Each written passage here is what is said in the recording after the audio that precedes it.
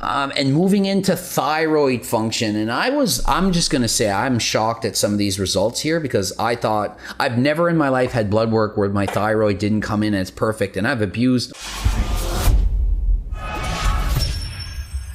So of anything I can do to get more muscle, the safest thing I could do, would it be to just up the dose of testosterone? Assume it's legal in your country and all that, and my doctor's in fact up my prescription. Is that the best thing I should do? Or would perhaps taking Primo or Dhea or EQ or something else, would that be better? Assuming I just want to be more jacked and still healthy. So, yeah, if you're talking about anabolic steroids, then increasing your bioidentical, your testosterone is almost always the safe way to get more muscle. But there's obviously lots of other vectors that you can leverage in order to add more muscle mass as well. Okay, so would you say Dhea would be that vector, that lever? Like, how can we leverage this? Like, are you just trying to hey, I don't really feel comfortable telling you this. Like, remember, this is just strictly an opinion. Yeah. We're not, I hope we're not saying anything inappropriate, but like, if you were me and you jumped in my body and it was legal, would you say, would it make more sense to add in some Dhea? Or what would be the way to grow some muscle without screwing up my SHBG, without impairing the longevity aspect? I would look at your androgen receptor sensitivity. So you can consider things like L-carnitine, which can help increase the density of the androgen receptor on the cell membrane without increasing your overall androgen load in your bloodstream. You can also look at things like the estrogen receptor or the progesterone receptor. So Dhea and other 19-nor derivatives, they can be very progestogenic, which causes them to be suppressive for a long time. But theoretically, it also helps with muscle mass accrual. And they also have a satellite interaction with the glucocorticoid receptor. So, like endogenous glucocorticoids like cortisol or cortisone, they can increase the degradation of muscle. So you're always thinking about muscle is never in a perfect standstill. It's always being broken down and it's always being built up at different times of the day. So you can look at things like ashwagandha or Emodin if your glucocorticoid load is too high, or if you have to take like prednisone or a prescription glucocorticoid. You can look at your estradiol receptor as well. So things like ecdy steroids are agonists at the beta estradiol receptor. Then you can also look at, and this is more controversial, but growth hormone and IGF-1. So it's been, IGF-1 does not appear to have any beneficial effect, even at high doses for muscle mass accrual, just for cosmetic benefit, and then also for recovery. But as someone ages, growth hormone potentially can help with maintenance of muscle mass as well. So there's lots of other vectors other than androgens. Excellent. And I'm sure we'll touch on this in a little bit with some more questions, but we can definitely move on from here. Great information on SHBG. Next up, I had prolactin. It all looked great. Is there anything we can quickly sum up on that? I mean, I'm great, so I don't really care about it that much, but for the viewers? No worries with prolactin. So prolactin, a lot of people, it's very common to see high. Cannabinoids can increase prolactin, like THC or CBD. Some people that have a benefit from taking cannabinoids have naturally low prolactin, and that helps kind of get it more into the normal range. High estrogen also increases prolactin because it upregulates the PRL gene or the prolactin gene. So there's a lot of other things that affect prolactin as well. For example, casein and gluten intake. Okay. So good to know. I'm happy that my prolactin is where it should be. Now we're getting away from the androgens, the steroids and what have you, and we're looking at my IGF-1, which a lot of people are interested in, growth hormone and whatnot. And I've been told, hey, you're on growth hormone, you're on all this stuff. And I'm like, hey, I'm on HRT, believe it or not. I mean, so you see my IGF-1 levels, and based on what you're seeing, does this look like the blood work of somebody that's blasting, testing, trend, or does it make more sense that I'm probably, based on your expert opinion, does it look like I'm lying about what I'm taking based on what you're seeing here? No, not at all. It's pretty apparent that you're not on growth hormone or tesamorelin or ibutamorin, which is MK677. Those three things are kind of known to increase IGF-1. But in general, your labs look better than 95% of labs that I see. So I can tell that despite, openly being a bodybuilder and having a history of PED use, that you are quite healthy according to your labs. And do you think that you could attribute it to the fact that I do a lot of cardio, that I eat healthy diet? Like, I mean, I admittedly was on some crazy cycles. Like, I've done a lot. I was a pro bodybuilder. I mean, technically I still am, but I haven't competed in a few years. But like, why do you think my blood work could be better than 95% of people with all that abuse? I mean, after all, I read all the time, I'm dead at 50. I'm surprised I'm not dead already. Yeah. How can we explain this? So I always tell people this, that diet and exercise, lifestyle in general, is far more powerful than any medication that we can prescribe. So that's why I'm a big proponent of food as medicine and exercise as medicine. I write prescriptions for dietary changes and prescriptions for walking and exercise. So, exercising harder than last time for 99% of people is going to make a huge change on your blood work. I love this. So what I'm hearing and what you just said is exercise is the best pill, the best drug I could prescribe. I absolutely love that message. I'm so happy that you're able to share that, because so many people think it's just a drugs and you can solve it with this pill and that pill. And I'm like, hey, get in your cardio, train, eat healthy, and it's going to give you 80% of the results you're going to get from anything. Yeah, that's very true. A lot of people are focused on weight loss. And, I actually lost about 40 to 50 pounds 2 years ago after I had a kid on the Circle diet. Before that, I was more of a carnivore ketogenic diet. But your diet and, anabolic French toast and protein ice cream did make a huge difference. But that's kind of the just one phase. That's when you lose the body fat. When you reach a body fat that is healthy for you, whether that's 10% or 24%, then maintaining that is difficult without exercise. So exercise does not necessarily help people lose weight. It can help them lose weight without losing as much body fat. They've studied people who've lost a significant amount of weight, and a lot of times 30% of that weight that they lose is lean muscle. It's not body fat that they lose. It's just good weight, or presumably good weight. And the truth is, what is the point of a diet? And I mean, I just did a video on a guy last night, and he's losing literally 38 pounds in 3 weeks. He's eating 2,000 calories a day. He's doing about 2.5 to 4.5 hours of cardio a day. And I'm like, you're losing all your muscle. You're starving yourself. On and off, on and off, on and off. Yo-yo dieting is not healthy. The best diet, at least in my opinion, is a diet you can stick to and follow for the rest of your life, as opposed to the ups and downs, ups and downs. Yeah, that's definitely true. So finding a diet that you really like, whether it's the Circle diet or the vertical diet or whatever it is, that is something that you can make into a lifestyle change. And it's not really even a diet. It's just what you like to eat. So that makes a big difference. And that has synergy with whatever exercise you like. So I usually tell people that they need to find a movement pastime to last a lifetime. Nice. Love that. And also, I have to ask this question, because I keep preaching this. I'm all for people doing HRT as opposed to doing the cycles, the blast and cruise, the on and offs, because I feel like there's a lot more danger in doing, say, 500, 1,000 milligrams of test or injectables and then stopping, doing the on and off for 3 months, as opposed to taking a dose and being consistent, which is what I'm doing right now. I feel like what I'm doing right now has to be more healthy than on and offs and stuff. And what is your opinion on that? Yeah, I mean, lowering your overall, exposure to anabolic androgenic steroids is going to have a health benefit in the long run. As far as,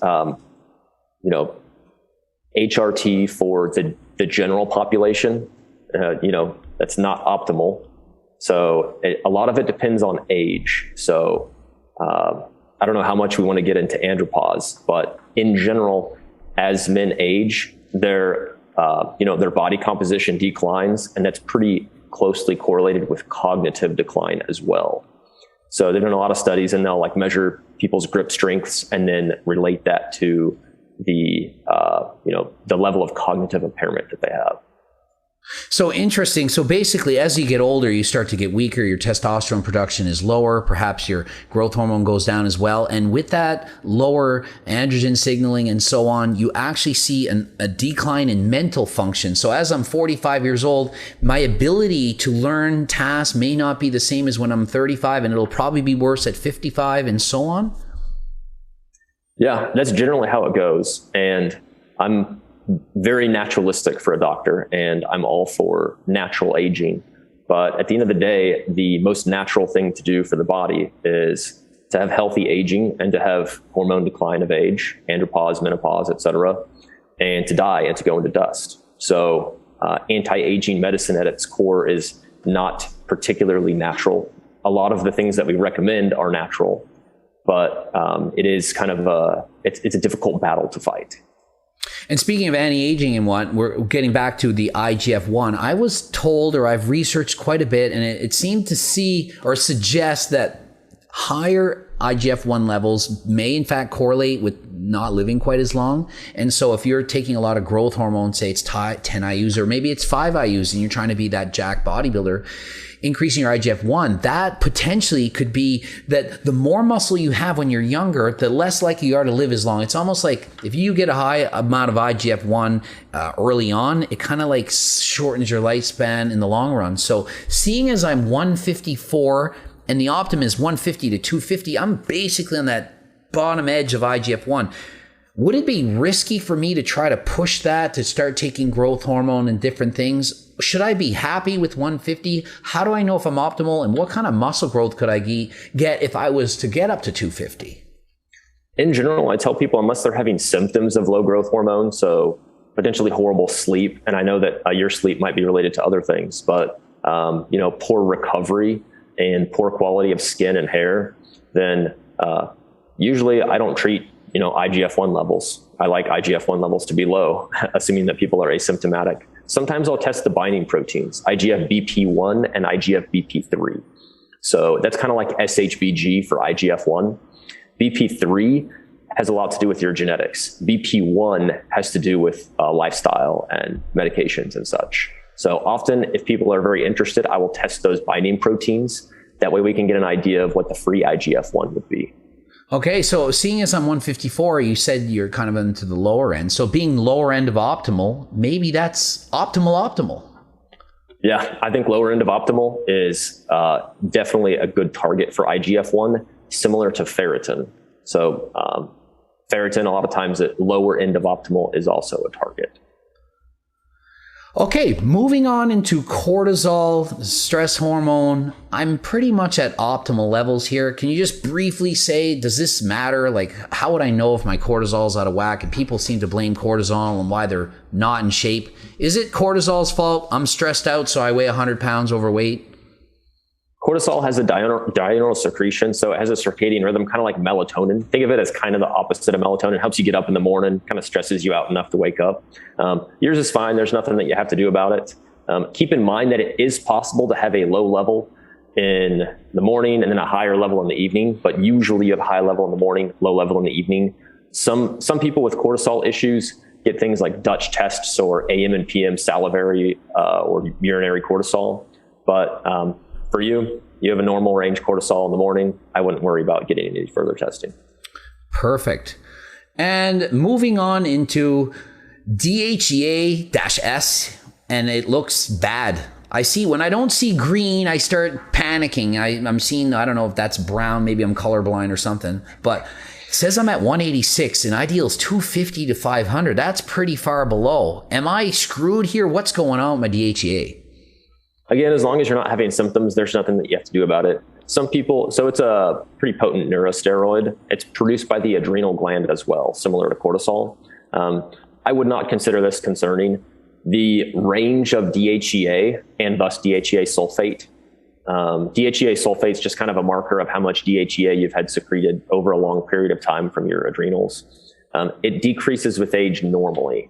So the reference ranges could be anywhere from 100 to 500 or even 30 to 500 if you were 70 years old, kind of similar to IGF-1. So I don't think this is concerning. I don't think that there's anything you have to do about it.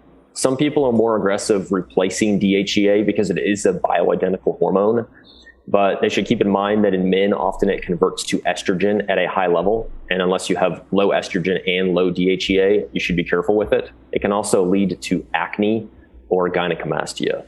You did mention the word adrenal fatigue or adrenal. As soon as I hear adrenal, I'm thinking people are thinking, okay, when I take a bunch of pre-workouts, adrenal fatigue, you have to take a break from pre-workouts. Could that have anything to do with this? Could it be related to I take pre-workout every day, a lot of caffeine and stuff? Could I have like something about adrenals? Maybe you could touch on what is this whole adrenal fatigue? Should I be worried about that?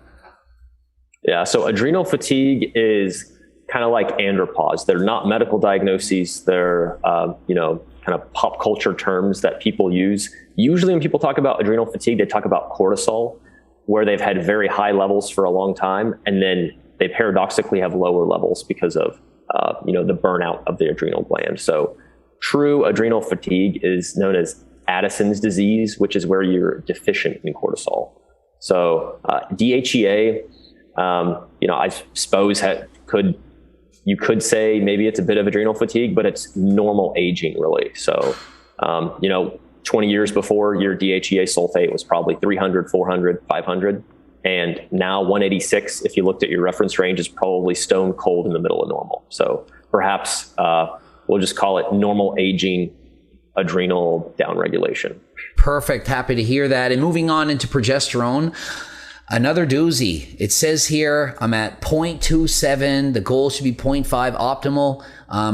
I see a lot of gray and it's halfway on the screen and it's scary. Is my progesterone out of whack? Do I need to make some serious changes here?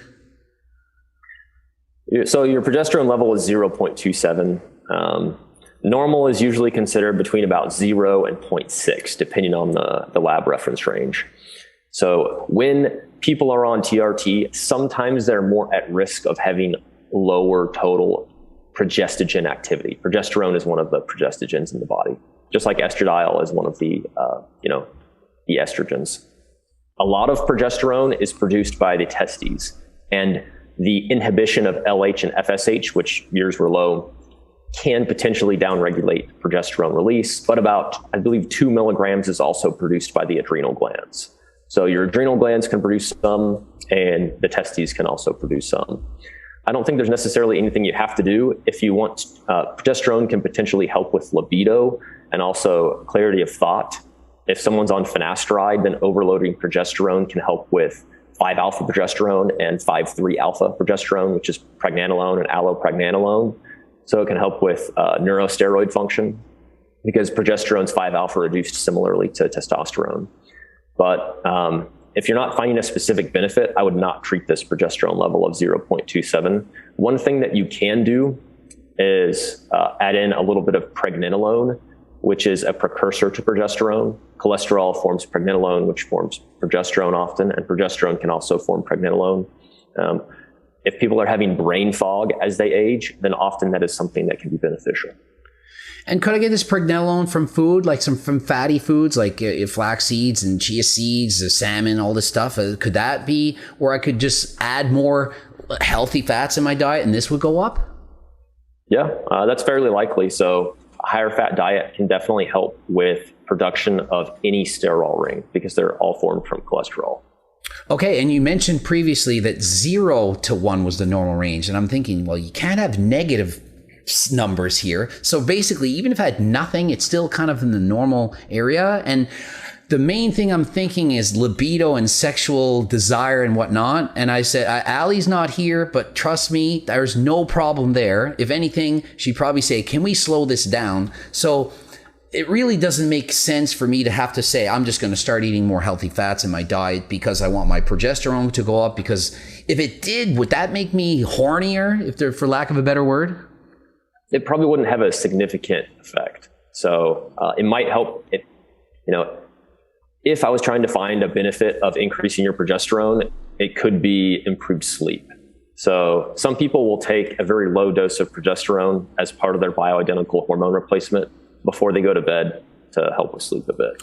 Okay, when I do have issues with sleep, and I have my own supplement there, my sleep aid, and I've noticed a huge difference. I actually was smoking a lot of weed before, and I had a prescription for Zopicone and various other things, and I haven't needed that since then. But it's certainly made a difference. So could it potentially be something to add even more to my diet to help me with sleep? I never considered progesterone as something relating to sleep, or that more healthy fats could help me sleep, but is it possible? And if so, should I take these before bed in the evening? What's the best way to go about this?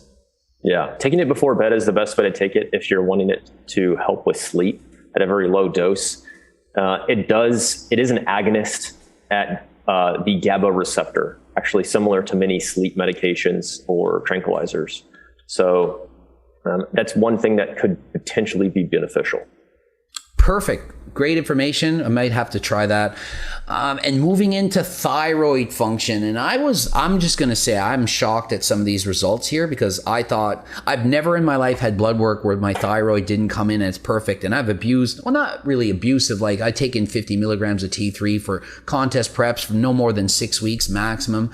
But I'm looking at the results and I'm seeing my TSH is, way above what I would consider the optimal. So maybe let's touch on that and we'll go into the other ones as part of this to see like what's going on. Yeah, definitely. So TSH is thyroid stimulating hormone. It's produced by the pituitary. And think of it as it's regulated by negative and positive feedback inhibition, where if you have plenty of thyroid hormone, then you don't need to produce more TSH. So over time, TSH is usually a sign. If it's high, then you're running a little bit lower on thyroid hormones.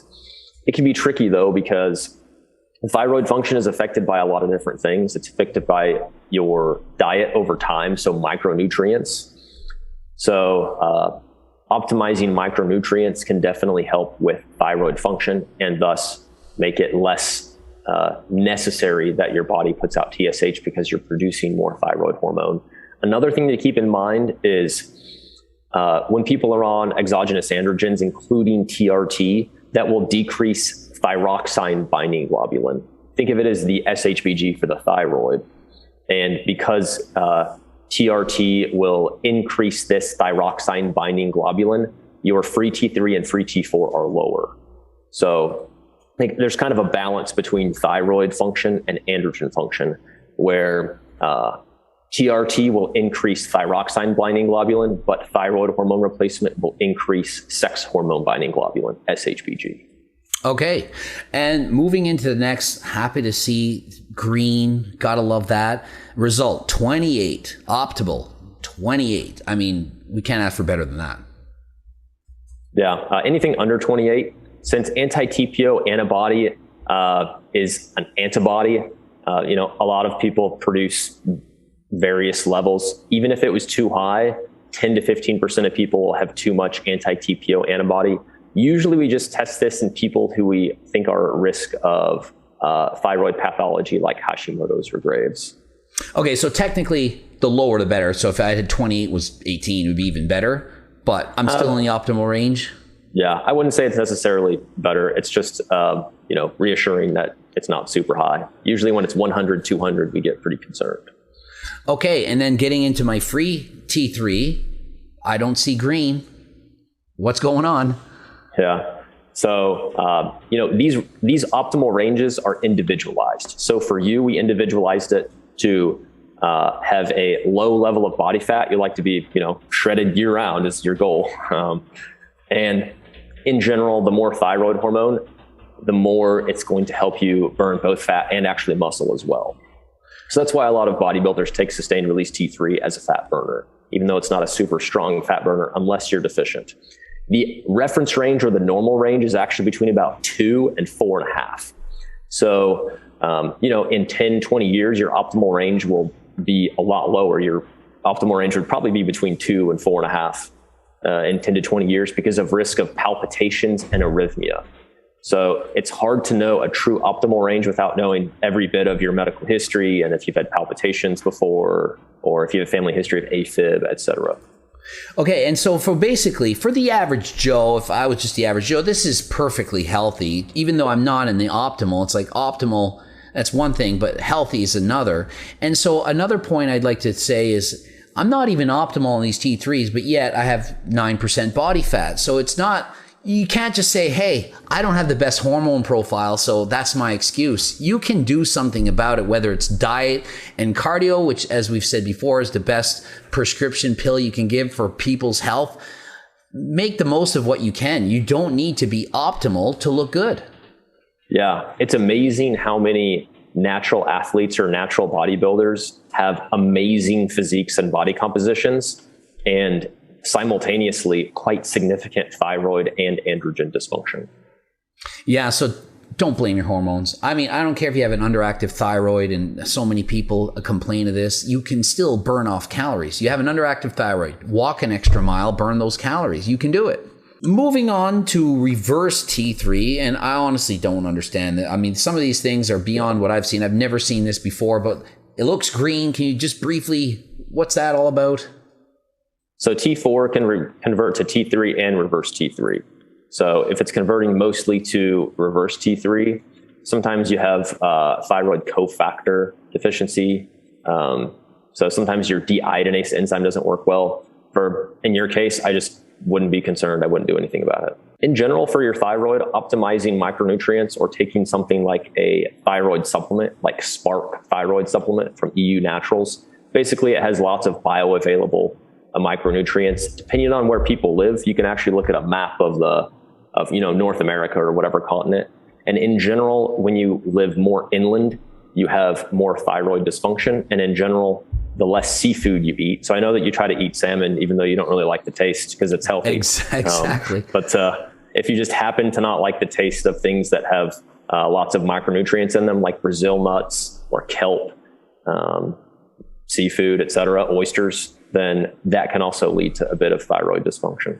Right. So, I mean, from what I'm hearing, and correct me if I'm wrong, but it sounds like the more varied your diet is from everywhere, not cutting out any specific food group, the better chance this hormone profile is going to be, because you cut out fish, all of a sudden you're low in micronutrients from the fish. And if you eat this or that, don't eat vegetables, there's going to be a problem. And if you go and do this detailed blood work, which I was excited to see this was fun for me. I went hours and read this stuff. So I highly recommend you get this done yourself. I mean, the results you're going to get definitely can be encouraging. You can change your diet, change your life. But really, you got to have a balanced diet. Yeah. With a balanced diet, things tend to be more bioavailable as well. So if you're trying to backfill, even if you have 2 or 3 or 4 different multivitamins, in order to not have any absorption issues, lots of things like copper and magnesium or zinc and iron can inhibit each other's absorption, or vitamin C and iron versus vitamin D and calcium. So there's a lot of things to remember. So you really have to be a true expert at nutrition or physiology if you're going to try to use a multivitamin and not your diet to get all of your micronutrient intake. Excellent. And I just got to say, talking to you, I feel like do you have any relation to Derek? You guys speak the same. Has anyone ever said that? You use a lot of the same words, and I feel like you're Derek's brother. I'm not Derek's brother, no relation, but I'm very flattered by the analogy. But we do talk a lot about the direction of Marek Health, and also just changing the what people think about health in general, changing it from more of a sick care model of healthcare. You go to the doctor when you're sick. So a lot of people tell me, well, I haven't been to the doctor in a decade because I haven't had a reason to go. And true healthcare is health optimization. So that's why, like you said, we really encourage people, even if they're completely healthy in their 20s or 30s or whatever age they are, to get an excellent baseline lab similar to these labs that you got. Even if they've not been on any medications, it's actually preferable, because then you know where your body's homeostatic windows are. You know where your buffer zone is and what your baseline is. You can use that for the rest of your life. Almost like, you run a computer on a brand new car, and okay, this is working correctly. That's how they check them out of the factory, to make sure everything's working correctly. When humans are born, or after humans have matured into adulthood, there's not that service unless you go to a clinic like Marek.